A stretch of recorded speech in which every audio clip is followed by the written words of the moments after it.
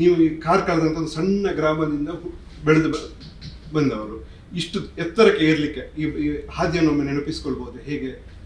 ನಾನು ಹುಟ್ಟಿದ್ದೆ ಕಾರ್ಕಳದಲ್ಲಿ. ನಮ್ಮ ಊರು ವಾರಂಗ, ನಮ್ಮ ಆಸ್ತಿ ಜಾಗ ಎಲ್ಲ ಇದ್ದು ಕಾರ್ಕಳದಲ್ಲೇ ಹುಟ್ಟಿ ಬೆಳೆದು ನಾನು ಇಷ್ಟು ಬೆಳೀಲಿಕ್ಕೆ ಕಾರಣ ಮುಖ್ಯವಾಗಿ SLC ಆದ ಕೂಡಲೇ ವಿದ್ಯಾಭ್ಯಾಸಕ್ಕೆ ಕೈ ಕೊಟ್ಟು ಸೀದಾ ನಾನು ನನ್ನ ಅಕ್ಕನ ಮನೆಗೆ ಹೋದೆ, ಈ ಸಾಂಗ್ಲಿಯಲ್ಲಿ,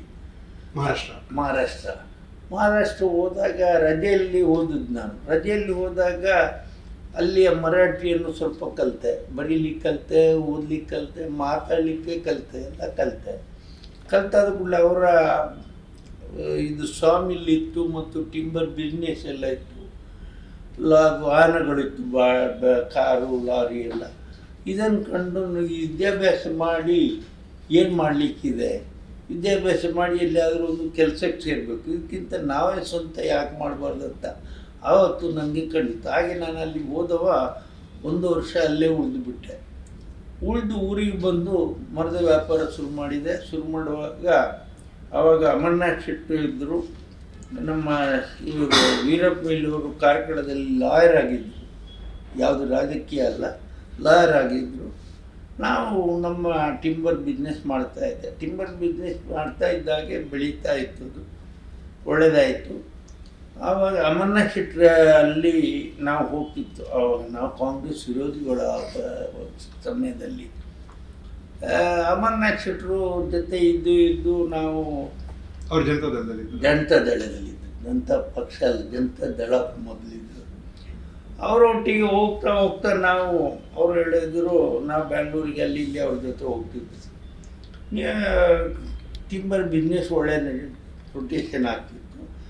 ಅವರೇ ಹೇಳಿದರು, ನೀವು ಯಾಕೆ ಒಂದು ಕೋಆಪ್ರೇಟಿವ್ ಸೆಕ್ಟರ್ ಬರಬಾರ್ದು ಅಂತ ಹೇಳಿದ್ರು. LD ಬ್ಯಾಂಕಿಗೆ ಆಗ ಮೂಡುಬಿದ್ರಿ ತಾಲೂಕಾಗಿರಲಿ, ಕಾರ್ಕಳದಲ್ಲಿ ಇತ್ತು ಮೂಡುಬಿದ್ರಿ ಸಮೇತ. ಕಾರ್ಕಳದ LD ಬ್ಯಾಂಕಿಗೆ ನಾನು ಸ್ಪರ್ಧೆ ಮಾಡಬೇಕು ಹೇಳಿದ್ರು, ಸ್ಪರ್ಧೆ ಮಾಡಿದ್ದೆ. ನೀವು ಮೊದಲು ಸಹಕಾರಿ ಬ್ಯಾಂಕಿಗೆ ಸ್ಪರ್ಧೆಗೆ ಬಂದದಲ್ಲ, ಉದ್ಯೋಗಕ್ಕೆ? ಉದ್ಯೋಗ ಮಾಡಿದ್ದೇನೆ ಮೊದಲು.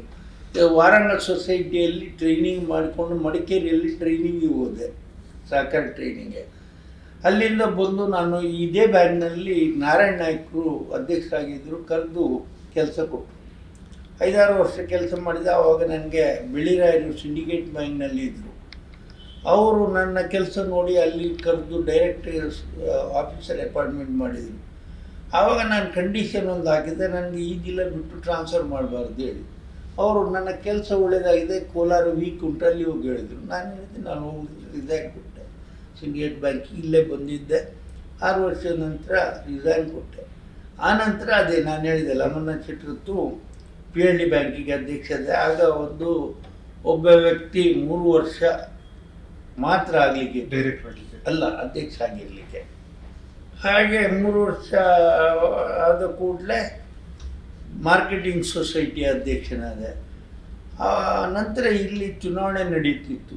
ಚುನಾವಣೆ ನಡೆದಾಗ ಕೂಡ ನಾನು ಜನತಾದಳದಿಂದಲೇ ಸ್ಪರ್ಧೆ ಮಾಡಿದೆ. ಆಗ ಕಾಂಗ್ರೆಸ್ನಿಂದ ಹೇಮಚಂದ್ರನವರು, ಅಭಯಚಂದ್ರನವರ ಅಣ್ಣ ನನ್ನ ಎದುರಿಗೆ ನಿಂತಿದ್ರು. ಆ್ಯಕ್ಚುಲ್ ನೋಡುವಾಗ ಅಲ್ಲಿ ಕಾಂಗ್ರೆಸ್ ಇದ್ದು ಮತದಾನ ಇದ್ದದ್ದು, ಆದರೆ ಗೆದ್ದದ್ದು ಮಾತ್ರ ನಾನು. ಕೇಳಿದರೆ ನನಗೆಲ್ಲ ಪರಿಚಯ ಇದ್ದರು. ಪಾರ್ಟಿ ನೋಡಬೇಡಿ ಹೇಳಿದೆ, ಪಾರ್ಟಿ ನೋಡಲಿಲ್ಲ. ಅವರು ಪಾಪ ನಿಂತರು, ಸೋತು ಹೋದರು. ಆಗ ಶಂಭು ಶೆಟ್ಟರು ಅಧ್ಯಕ್ಷರಾಗಿದ್ದರು ಈ ಬ್ಯಾಂಕಿನಲ್ಲಿ. ಶಂಭು ಶೆಟ್ಟರು ಅಧ್ಯಕ್ಷರಾದಾಗ ಆವಾಗ ಕಾಣುತ್ತದೆ 3 ವರ್ಷ 2 ಸಲ 2 ಟರ್ಮ್ ಆಗ್ಬೋದು ಹೇಳಿ. ಅವರಿಗೆ 2 ಟರ್ಮ್ ಆಗ್ತಾ ಬಂದಿತ್ತು. ಅವರು ನನಗೆ ಹೇಳಿದರು, ನೀವು ಅಧ್ಯಕ್ಷರಾಗಬೇಕು ಹೇಳಿ. ಇಲ್ಲ, ನಾನು ಬೇಡ ಹೇಳಿದೆ. ಆಗ ವೀರಪ್ಪ ಮೊಯ್ಲಿಯವರಿಂದ ಫೋನ್ ಮಾಡಿಸಿದ್ರು. ಅವರು ಮುಖ್ಯಮಂತ್ರಿ ಆಗಿದ್ದರು ವೀರಪ್ಪ ಮೊಯ್ಲಿ. ಅವರು ಒಬ್ಬ ಮುಖ್ಯಮಂತ್ರಿ ಹೇಳುವಾಗ ನಾವು ಹೋಗ್ಬೇಕಲ್ವ ಅಂತೇಳಿ ಹೋಗ್ತಿದೆ. ಚುನಾವಣೆ ಆಯಿತು. ಅದು 1994ರಲ್ಲಿ ಅವರು ಮುಖ್ಯಮಂತ್ರಿ. 94 ಮೊದಲು 4 ವರ್ಷ 1 ವರ್ಷ. ಆಗ ಚುನಾವಣೆಯಲ್ಲಿ ಅದು ನಾವು ಗೆದ್ದಿದ್ದು, ಅಧ್ಯಕ್ಷ ಆದ ನಂತರ ಹೇಗೆ ನಡೀತಿತ್ತು. ಶಂಭು ಶೆಟ್ಟರು ಇದ್ದರು. ಮುಂದೆ ಅವರು ಸೋತು ಹೋದರು. ಅದೇ ಕಂಟಿನ್ಯೂ ಆಗ್ತಾ ಹೋಗ್ತು 94ರಿಂದ. ಆವಾಗ ನನ್ನ ಮನಸ್ಸಿಗೆ ಬಂದಿತ್ತು, ನಾನು ವಾರಂಗಲ್ ಸೊಸೈಟಿಯಲ್ಲಿ ಟ್ರೈನಿಂಗ್ ಹೋಗುವಾಗ ಒಂದು ಗೋಡೌನ್ನಲ್ಲಿ ಆಫೀಸ್, ನಮ್ಮದು ಸಹಕಾರಿ ಸಂಘಗಳದ್ದು ಗೋಡೌನ್. ಆವಾಗ ಸೆಂಟ್ರಲ್ನಿಂದ ಸಾಲ ಕೊಡ್ತಿದ್ರು ಗೋಡೌನಲ್ಲಿ ಆ ಒಂದು ಮೂಲೆಯಲ್ಲಿ ಕುರ್ಚಿ ಹಾಕೊಂಡು ಒಬ್ಬ ಸೆಕ್ರೆಟರಿ, ಒಬ್ಬ ಪಿಯೋನು, ಒಬ್ಬ ಕ್ಲರ್ಕ್ ಕೂತ್ಕೊಳ್ಳೋದು, 2 ಚೇರ್ ಕಸ್ಟಮರಿಗೆ. ನಾನು ಫಸ್ಟ್ ಬಂದ ಅಧ್ಯಕ್ಷರಾದ ಕೂಡಲೇ ಎಲ್ರಿಗೂ ಸ್ವಂತ ಕಟ್ಟಡ ಬೇಕು ಮತ್ತು ಸ್ವಲ್ಪ ನಾವು ಶಿಸ್ತಿನಿಂದ ಮಾಡಿ ಬ್ಯಾಂಕಿಂಗ್ ವ್ಯವಹಾರ ಮಾಡಬೇಕು ಅಂತ ಅವರಿಗೆ ಸೊಸೈಟಿಯವರಿಗೆ ಹೇಳಿದೆ. ಅದೇ ರೀತಿಯಾಗಿ ಅಭಿವೃದ್ಧಿ ಆಯಿತು. ಇವತ್ತು 169 ಸೊಸೈಟಿಯವರು ಕೋಟ್ಯಾಂತರ ರೂಪಾಯಿ ಹಣದ ಕಟ್ಟಡವನ್ನು ಕಟ್ಟಿದ್ದಾರೆ. ಕಂಪ್ಯೂಟರೈಸೇಷನ್ ನಮ್ಮ ದೇಶದಲ್ಲೇ ಮೊದಲು ಆದದ್ದು ನಮ್ಮಲ್ಲಿ ಫ್ಯಾಕ್ಟ್ರಿ. ಸುವ್ಯವಸ್ಥಿತವಾಗಿ ಸ್ವಂತ ಕಟ್ಟಡ ಪಡ್ಕೊಂಡು ಕೋಟಿಗಟ್ಟಲೆ ಲಾಭ ಮಾಡುವಂಥ ಸಹಕಾರಿ ಸಂಘಗಳು ಇವತ್ತು ನಮ್ಮ ಜಿಲ್ಲೆಯಲ್ಲಿದೆ.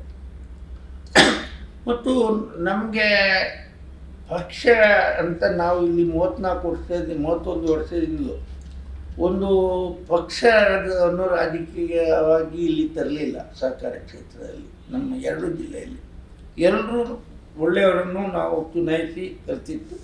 ಹಾಗೆ ನಡೀತಾ ಇದೆ. ಇದರ ಮಧ್ಯೆ ನನಗೆ ಒಂದು ಎಪೆಕ್ಸ್ ಬ್ಯಾಂಕ್ನಲ್ಲಿ ಅಧ್ಯಕ್ಷನಾಗುವ ಅವಕಾಶ ಬಂತು. 5 ವರ್ಷಗಳ ಕಾಲ ಎಪೆಕ್ಸ್ ಬ್ಯಾಂಕಿನ ಅಧ್ಯಕ್ಷನಾಗಿದ್ದೆ. ಪುನಃ ಡಿ ಕೆ ಶಿವಕುಮಾರ್ ಅವರು ಒಂದು 7 ವರ್ಷದ ಹಿಂದೆ ನನಗೆ ಮಾರ್ಕೆಟಿಂಗ್ ಫೆಡರೇಷನ್ನ ಅಧ್ಯಕ್ಷರನ್ನು ಅವರು ಒತ್ತಾಯ ಮಾಡಿಕೊಟ್ಟು ನನಗೆ ಬೇಡ ಹೇಳಿದೆ.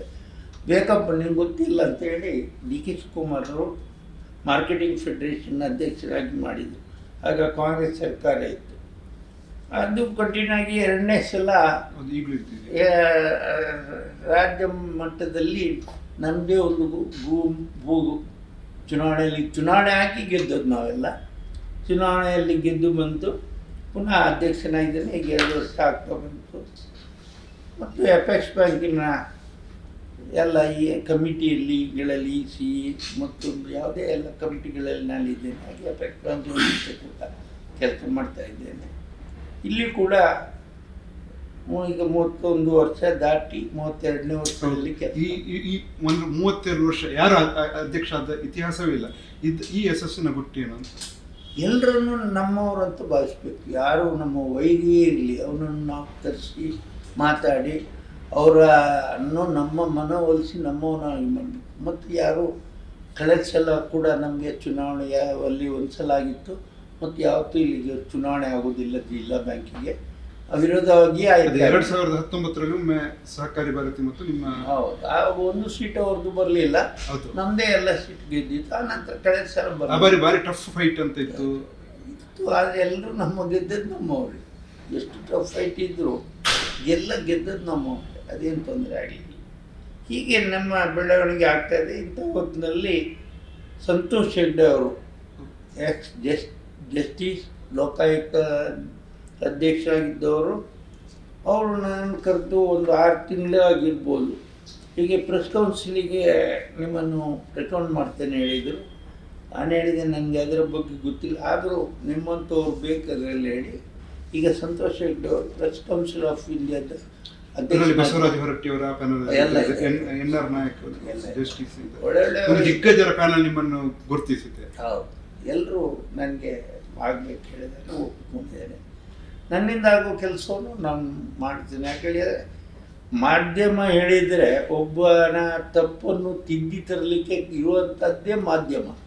ಒಂದು ತಪ್ಪಿದಾಗ ಅಲ್ಲಿ ಬರೀತಾರೆ, ಆಗ ಅವ್ರು ತಿದ್ದುಕೊಂಡು ಮುಂದೆ ಹೋಗಿ ಒಳ್ಳೆ ಕೆಲಸ ಮಾಡಲಿಕ್ಕೆ ಆಗ್ತದೆ. ಅದಕ್ಕೆ ಮಾಧ್ಯಮಕ್ಕೆ ನಾನು ಹೆಚ್ಚು ಪ್ರಶಸ್ತಿ ಕೊಡ್ತಾ ಇದ್ದೆ. ಮಾಧ್ಯಮದವರನ್ನು ಕೆಲವರು ವೈರಿಗಳಂತೆ ಕಾಣ್ತಾರೆ, ಅದು ತಪ್ಪು.